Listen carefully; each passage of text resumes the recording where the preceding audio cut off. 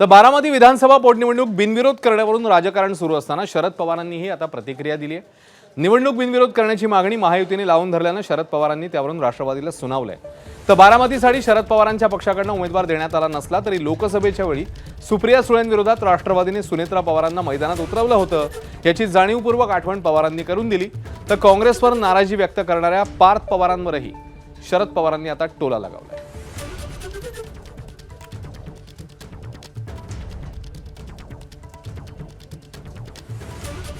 असे पक्षांनी दिलं काय फार चुकीचं असं नाही। त्यांनी दिलेलं पक्षाचा अधिकार आहे, त्याची फार चर्चा करण्याचं कारण नाही। आणि विंडोर द्या ही मागणी करण्याचं काही कारण नाही। लोकशाहीमध्ये निवडणूक तुम्हाला लढवायची असेल तर समर्थना कोण दिली आहे हे मान्य करूनच निवडणुकीत करायला उमेदवार उभा केला नाही।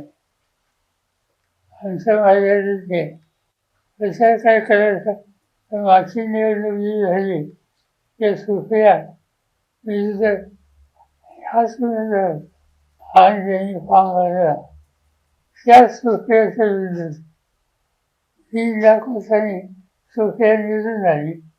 त्यामुळे आम्हाला तसं काही वैशिष्ट्य नाही। सुप्रियाची 4थी निवडणूक होती, त्यामुळे निवडणूक पाठिंबा लढवणं काही नाही। लोक पार्थ पवारांनी अर्ज भरल्यानंतर म्हटलं की काँग्रेसचा डाऊनफॉल सुरू होईल, त्यांनी केलं चुकीचं नाही, चुकीचं केलं।